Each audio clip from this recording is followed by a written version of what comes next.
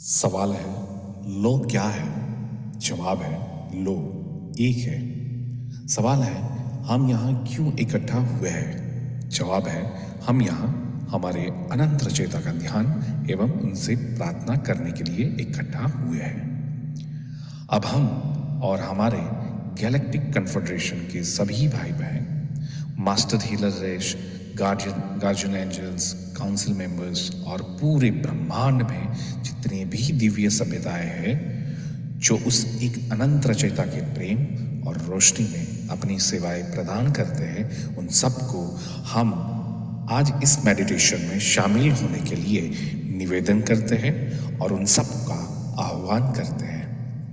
आज हम सब मिलकर जितने भी लोग आज मेडिटेशन कर रहे हैं उनको, उनके परिवार को और सभी सदस्यों को और वो सभी परिजनों को जिन्हें वो प्रोटेक्ट करना चाहते हैं, उन सबको हम अनंत रचयिता के प्रेम और रोशनी से शुद्ध करते हैं और उस सभी लोगों के आसपास और उनके घरों के आसपास उस अनंत रचयिता के प्रेम और रोशनी का एक बहुत बड़ा सुरक्षा घेरा बनाते हैं, जिसमें किसी भी प्रकार के विचार या व्यक्ति जो सिर्फ खुद की सेवा में कार्यरत हो, उन सभी व्यक्ति या विचारों को इस घेरे में आने से बिल्कुल प्रतिबंधित करते हैं, क्योंकि लो एक है। नमस्कार दोस्तों। लॉ ऑफ वन यानी कि एक का कानून या कह लीजिए एक के तरीके या एक का ज्ञान। ये सत्र फरवरी 24 1981 को रिकॉर्ड किया गया था। यह इसका 30वां सत्र है। दोहराया जाता है कि इस किताब में दी गई सारी जानकारियां आप जान भी सकते हैं, मान भी सकते हैं या सिरे से खारिज भी कर सकते हैं, या आपकी फ्री विल। राम, मैं आपका एक अनंत रचयिता के प्रेम और प्रकाश में स्वागत करता हूँ। अब हम संवाद करते हैं। 30वां सत्र भाग 2। डॉन कहते हैं, धन्यवाद। मैं उन विषयों के बारे में नहीं पूछना चाहता हूँ जिसे हमने पहले से ही पूछ लिया है, लेकिन कभी कभी इन अवधारणाओं को फिर से पूछना मददगार होता है ताकि पूरी तरह से उनके बारे में समझा जा सके। क्योंकि हम जो कर रहे हैं उसके लिए शब्द एक खराब उपकरण है। मैं सोच रहा था कि इस ग्रह पर दूसरे घनत्वता के दौरान मेरा मानना है कि एक ही समय स्थान में दो पैरों से चलने वाली इकाइयों का निवास स्थान था, जिसे हम डायनासोर कहते हैं। क्या यह सही है? रा कहते हैं, यह सही है। डॉन डॉन पूछते हैं, आप कह सकते हैं कि ये दो प्रकार की इकाइयां एक दूसरे के परस्पर विरोधी यानी इनकम्पैटिबल प्रतीत होते हैं? मुझे नहीं पता। क्या आप मुझे इसके पीछे का कारण बता सकते हैं कि क्यों ये दोनों तरह की इकाइयां एक ही स्थान समय में रहती थी? रा कहते हैं, विकास क्रम पर लागू स्वतंत्र इच्छा किस प्रकार कार्य करता है उस पर विचार करें। ऐसे रास्ते हैं जिनका अनुसरण मन या शरीर परिसर जीवित रहने, प्रजनन करने और अपने फैशन में तलाश करने के प्रयास में करता है, जिसे अनजाने में विकास की संभावना के रूप में महसूस किया जाता है। विकास के ये दो कार्यक्षेत्र या रास्ते कई में से दो हैं। डॉन पूछते हैं, अच्छा ऐसा है। कुछ हफ्ते पहले मैंने एक समाचार कार्यक्रम देखा था जिसमें यह सवाल उठाया गया था कि डायनासोर अचानक हमारे ग्रह से क्यों गायब हो। मुझे पता है कि यह महत्वहीन है, लेकिन मैं बस सोच रहा था कि इसका कारण क्या था। रा बताते हैं, ये इकाइयां अपने शरीर परिसरों को नहीं खिला सकती थी, यानी कि खाने की कमी के कारण वे गायब हो गए थे। डॉन पूछते हैं, अब दूसरे घनत्वता में उभयलिंगी प्रजनन की अवधारणा सबसे पहले उत्पन्न होती है। क्या यह सही है?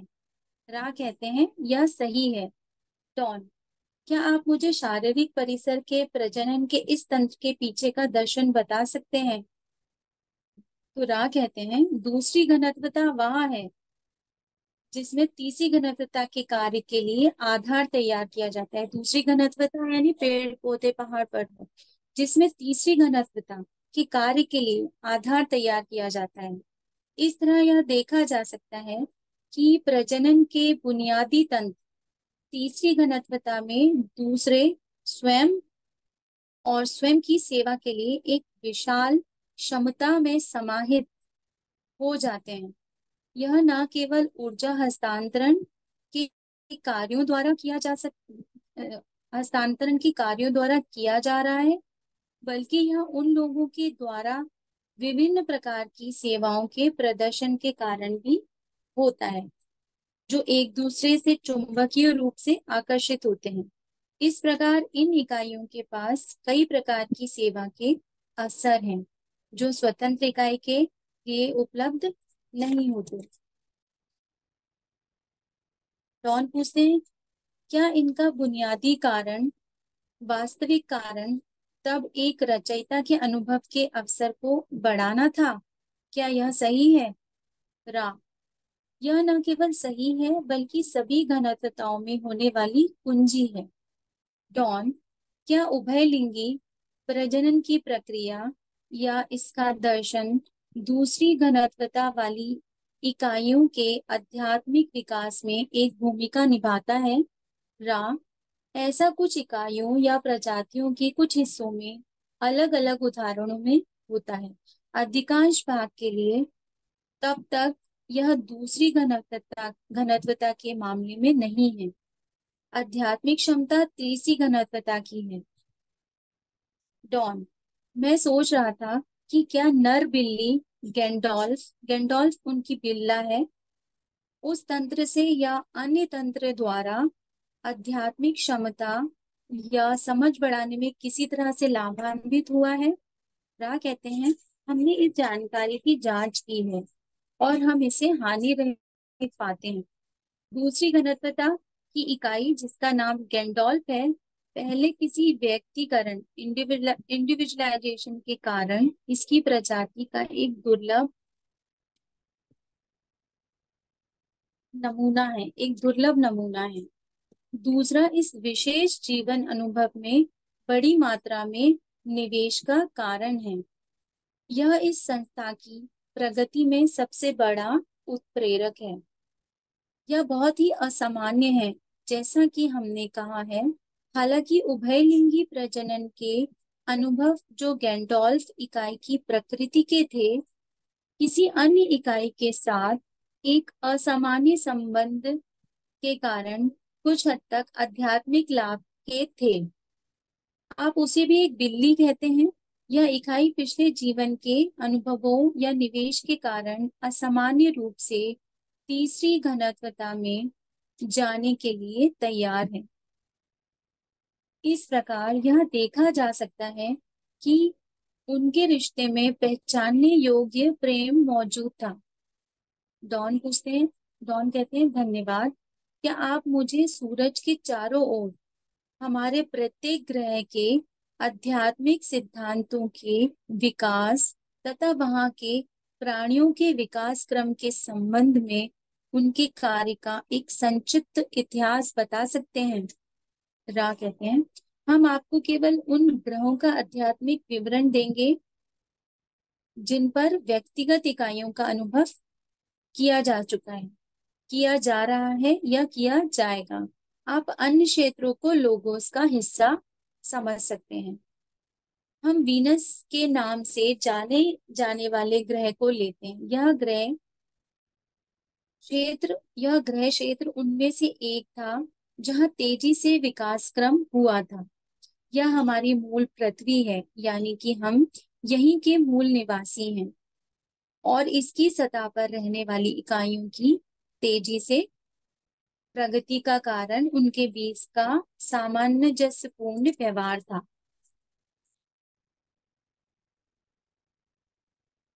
जैसा कि आप पहले ही मार्स के रूप में जानी जाने वाली इकाइयों पर चर्चा कर चुके हैं, इस इकाई को मध्य तीसरे घनत्वता में रोक दिया गया था।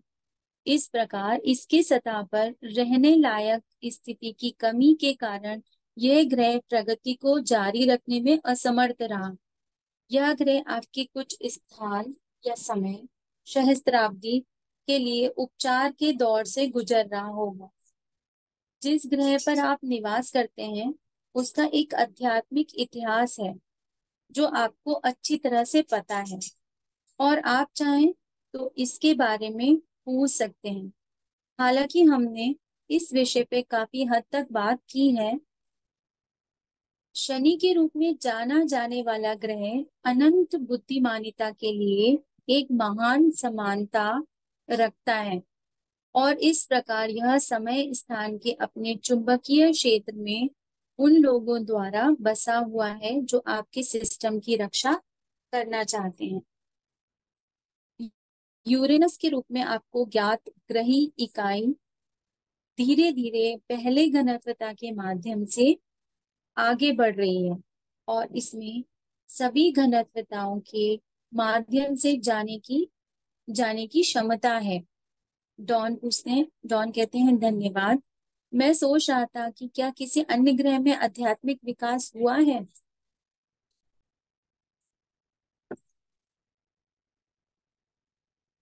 आपने कल कहा था कि इस प्रमुख गलाक्टिक प्रणाली में का अधिकांश भाग लोगोस का एक भाग है। गैलेक्टिक प्रणाली का अधिकांश भाग लोगोस का एक भाग है या भाग के रूप में आध्यात्मिक रूप से निवास करता है। इससे आपका ये मतलब है कि इस प्रमुख गैलेक्टिक प्रणाली के केंद्र के निकट जो तारे हैं वहां ग्रही प्रणालियां नहीं हैं। क्या यह सही है? यह गलत है।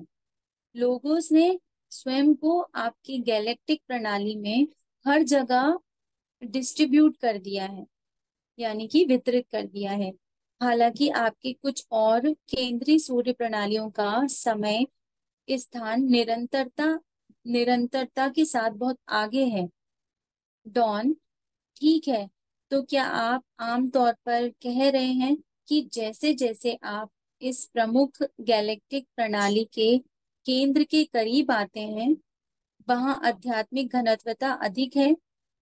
मैं इस शब्द का उपयोग करूंगा या यह सामान्य आध्यात्मिक गुणवत्ता उस क्षेत्र में उन्नत है। यह इस सत्र का अंतिम पूर्ण प्रश्न होगा क्योंकि कार्ला को कुछ असुविधा हो रही है। हम उसे थकाना नहीं चाहते। वो जिनका आध्यात्मिक घनत्वता या द्रव्यमान आपकी आकाशगंगा के केंद्र की ओर है वह ज्ञात है।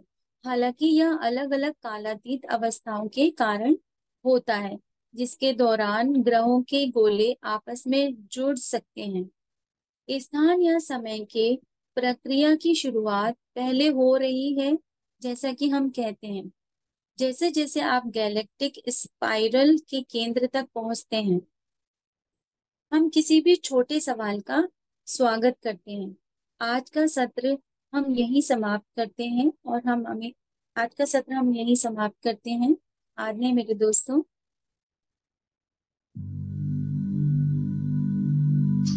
मैं अपना एनर्जी फील्ड सुरक्षित कर रहा हूं। मैं अपना ऑरा लॉक कर रहा हूं। मेरे शरीर, दिमाग, आत्मा और मेरा पूरा एनर्जी फील्ड अनंत रचयिता के असीम दिव्य प्रेम और रोशनी में हमेशा के लिए सुरक्षित है। अनंत रचयिता के असीम प्रेम और अनंत रोशनी से बना हुआ मजबूत सुनहरा कवच जिसमें अनंत ब्रह्मांडों की शक्तियां समाहित है, ऐसा कवच मैंने धारण कर लिया है। ये सुनहरे सुरक्षा कवच के माध्यम से मेरे घर के तमाम सदस्य और मेरा घर संपूर्ण रूप से सुरक्षित है। जो अनंत रचयिता के प्रेम और प्रकाश में अपनी सेवाएं प्रदान करते हैं, ऐसे ब्रह्मांड की सभी दिव्य सभ्यताओं और मेरे सभी शुभ चिंतक जो मेरे लिए दिव्य प्रेम और शुद्ध पवित्र मन से जो मुझे आशीर्वाद देना चाहते हैं, वो तमाम दिव्य पवित्र चेतनाओं को मैं परमिशन देता हूँ कि जो मेरे साथ दिव्य रूप से कनेक्ट हो सके। बाकी तमाम प्रकार के वस्तु, विचार, व्यक्ति जो खुद की सेवा में ही कार्यरत हो, ऐसे अपवित्र भावनाओं से मेरे एनर्जी फील्ड में आना चाहे, उन तमाम एंटिटी या विचारों के उन रूपों को मैं प्रतिबंधित करता हूँ, क्योंकि ये मेरी फ्री विल है और यही अनंत रचयिता के एक का कानून है। I am protected. I am protected. I am protected. Thank you so much.